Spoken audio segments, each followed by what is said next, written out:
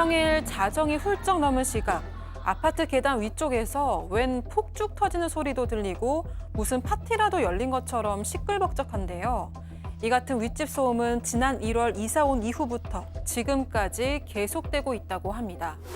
늦은 밤부터 다음날 새벽까지 거의 매일. 대체 윗집에서는 무슨 일이 벌어지고 있는 걸까요? 와우. 자, 양 변호사님. 이사 온 아파트에서 도저히 잠을 잘 수 없다는 제보입니다. 그러니까 제보자분이 지난 1월쯤에 이사를 오셨는데 이제 배우자하고 강아지랑 같이 이사를 왔대요. 근데 이사 오자마자 새벽 3, 4시까지 막 아이들이 뛰놀면서 소리 지르고 막 그래서 아, 참 애를 너무 자유분방하게 키우나 보다라고 했는데 이사 온 지 얼마 안 됐으니까 그러려니 하고 넘어가려고 그랬는데 하루가 멀다 하고 새벽까지 뛰고 소리 지르고 계속 잠을 못 잘 정도 지경이었던 거예요. 조금 전에 들은 소리가 날마다 난다고 생각했어요. 어떻게 잠을 자겠어요. 그래서 한 번은 새벽에는 조용히 좀 해주세요라고 점잖게 쪽지까지 붙이셨대요. 네. 참을성이 정말 좋으신 분 같은데 그러나 아무 변화가 없었습니다. 자, 아이들이 새벽 3시, 4시까지 안 자고 뛰어다니니까 시끄럽기도 하지만 뭐 한편으로는 걱정도 됐던 겁니다. 경비실에도 얘기를 해봤지만 소용이 없었고 심지어 가끔씩 막 비명소리 깡! 뭐 이런 소리도 들리니까 어이구 뭐 누가 또 만나 두들겨 만나 싶어가지고 경찰에 신고도 했는데 세상에 출동한 경찰한테서 놀라운 얘기를 전해 듣게 됐다는 거죠. 직접 들어보시죠. 새벽 2시까지 아이들이 소리 지르는 것 마냥 비명소리도 나고 그리고 계속 새벽 3, 4시까지 뛰어다니는 소리가 계속 들렸었어요. 제가 이제 경찰분한테 신고를 드렸거든요. 그러고 나서 이제 경찰분이랑 소방대원분들이 같이 출동을 하시고 나서 저희한테 전화를 주셨는데 위에 아이가 있는 게 아니라 여자 2분이서 인터넷 방송을 하고 계신다고. 그래서 이제 춤추면서 돈을 후원 받을 때마다 이제 소리를 계속 지르는 거예요. 교수님. 예, 이럴 수도 있군요, 진짜. 윗집에서 막 소리가 나고 아이들의 비명이 와서 나니까 놀라갖고 무슨 일이 터진 것 같다라고 경찰에 신고를 했는데 경찰 얘기를 들어보니까 아이들이 뭐 아동학대를 당하거나 이런 게 아니라 바로 유명 여성 BJ가 사는 집이었던 거예요. 그러면서 방송 중에 별풍선이, 그러니까 후원하는 사람이 별풍선을 많이 쏴주면 그게 너무 신나갖고 소리 지르면서 거기에 맞춰서 춤을 춘 겁니다. 그러니까 정말로 우리가 이제 그 별풍선보다 막 그렇게 폭죽 터뜨리고 막 이런 것이 윗집에서 새벽에 일어났던 건데 그걸 아동학대나 가령 이제 별풍선 뭐 기대했던 것보다 더 많은 경우가 땡땡님 너무 감사합니다 하면서 막 춤추고 그런 거. 네, 춤추고 막 폭죽도 터뜨린다 그러고 뭐 하여튼 뭐 가만히 있지 않고 막 음악도 크게 틀고 거기에 맞춰서 춤추고 막 그러잖아요.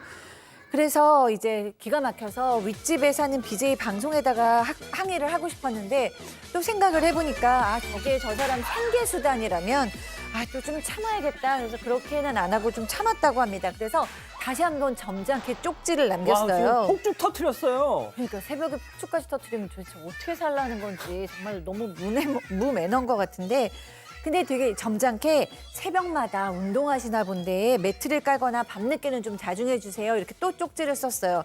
그랬더니까 드디어 답이 오긴 했습니다. 예. 조용히 하려고 노력하고 있고요. 바닥에 방음공사도 했습니다. 이렇게 쪽지가 왔는데 그러나 계속해서 그 소음은 들렸습니다. 박 변호사님, 지금 이 해당 BJ가 지금 이 사건 마냥 이 시간에도 지금 그 스트리밍을 하고 있답니다, 방송을. 예, 하여튼 뭐 본인 얘기인지 모르는 것 같아요, 지금. 예, 뭐 알면 안 하겠죠. 근데 층간 소음이잖아요. 층간 소음 뭐 우리가 계속 그런 말 하잖아요.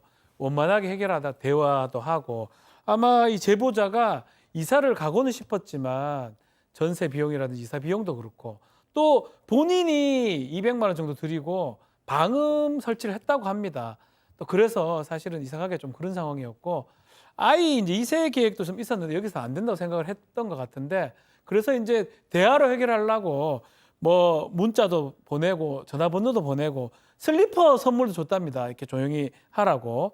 그래서 대화를 좀 해보니까 추가 방음 공사하겠다. 방송 시간도 조율하겠다. 조심하겠다 약속을 받았는데 다음부터는 이제 메시지가 좀 왔다 갔다 합니다. 시끄러우니까 조용히 좀 해달라고 하니까 예 조심할게요 라고 하기도 하고요. 여행 가니까 뭐 이번에 편하게 방송하라 하니까 감사해요 하기도 하고 합동 방송하니까 좀 시끄러울 수 있다. 이렇게 미리 얘기도 하긴 하는데 이 문제는 두 사람이 친구가 되는 게 중요하지 않아요. 친구가 돼서도 안 되고요. 예. 문제의 핵심은 사실은 소음인데 저렇게 뛰댕기면서 소음은 여전했다고 합니다.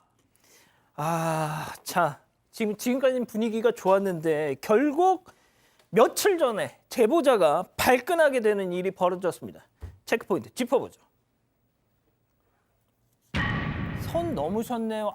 이거 이제 제보자가 그 해당 BJ한테 한 말이겠죠? 그러니까 윗집에서 BJ가 한 말인데요. 이게 진짜? 좋은 이웃이 되는 듯했지만 이렇게 갈등의 원이 이렇게 소음이 결국 큰 걸림돌이었습니다. 제보자한테 언니 선 넘었어요 그런 거예요? 네, 그렇게 얘기를 한 건데 주 1회 합동 방송이 열릴 때면 저녁 6시 반부터 새벽 2, 3시까지 뭐 춤추고 뭐 소리를 지르고 또 폭죽을 터뜨리는 등 이런 광란의 파티가 열렸다고 합니다. 합동 방송이 없을 때도 시끄러운 건 마찬가지였다고 하는데요. 제보자가 제발 쿵쿵 뛰지 맙시다. 대체 왜 자꾸 저희 집은 피해를 받아야 하는 거냐. 한번 만나서 대화 좀 하자고 이야기를 했습니다. 그런데 윗집 BJ가 쿵쿵한 적 없다, 선을 넘은 것 같다, 공격적으로 톡을 보내는 게 불편하다고 답을 했는데요. 또 너무 예민한 것 같다면서 언니가 여기 전체 집주인도 아닌데 적당히 해라, 아니면은 단독주택으로 이사를 가시는 건 어떠냐, 이런 얘기도 했습니다. 제보자는 큰 충격을 받았다고 하고요. 그 이후로는 대화를 하지 않고 있다고 전했습니다. 또 남편은 출장이 잦아서 심각성을 잘 모르고 있었는데 최근 제보자 이야기를 듣고 실제 그 소음을 겪고 나서 도저히 안 되겠다고 방안을 지금 찾고 있다고 전했습니다. 자, BJ 이름도 BJ 신상도 공개하라고 말씀하시는데 뭐 이게 흉악범은 아니잖아요. 예, 그러니까 제작진이 이 제보자와 통화하는 그 순간에도 윗집에서 방송 중이었답니다. 대체 무슨 방송을 누가 선을 넘은 것 같은지 직접 한번 들어보시죠. 기본 혼자 방송할 때는 4시간에서 5시간 하고 이제 사람들 여러 명이서 할 때는 거의 7시간에서 8시간 정도예요. 너무 힘들어서 네 지금도 방송하고 있거든요. 지금도요? 네네.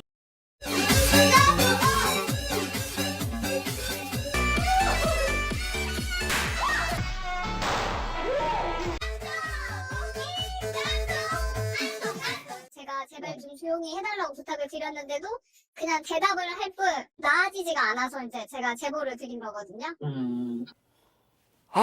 저 같으면 못 살 것 같아요. 저도 못 살죠. 일단 좀 확인이 필요한 것 같습니다. 저 지금 BJ는 계속해서 그 메신저로 방송 안 하고 있다, 음악 틀지 않았다, 뛰지 않았다라고 얘기를 하고 있잖아요. 그런데 지금 나가고 있는 영상의 장면이 진짜 저 제보자분 윗집에서 벌어지고 있는 거라면 저건 이웃이 아니에요.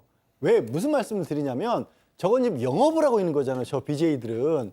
사람이 사는 공간에 사는 일이 아닌 거잖아요. 제가 지난번에 비슷한 말씀 드렸는데 법에도 상린관계라 그래서 이웃집들 간에 지켜야 될 어떤 참아야 될 한도 같은 걸 정해놓은 내용이 있는데 일단 이웃집이 아니에요.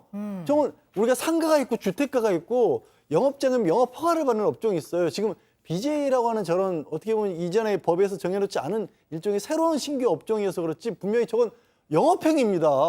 가볍게 일반 주택에서 해서는 안 되는 행위로 보이거든요.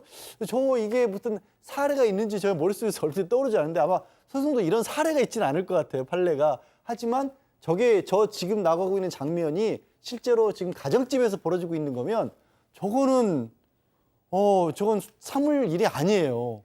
자, 박 변호사님, 예. 저희가 저분한테 연락을 좀 해봤잖아요. 예, 저기 뭐 댓글 달 수도 있고요. 다이렉트 메시지로 인터뷰를 요청했는데 아무런 대답이 없고 계속 인터뷰 요청을 하니까 결국은 블랙리스트에 올렸다고 하면서 저희를 차단해 버렸다. 우리를. 예, 그래서 얘기하기 싫다라는 걸로 인터뷰하기 싫다 이렇게 보입니다. 자, 아무튼 지금이라도 그 아래층 저희 제보자하고 좀 잘 좀 해결을 보셨으면 좋겠습니다. 아직도 구독을 안 했다고? 구독?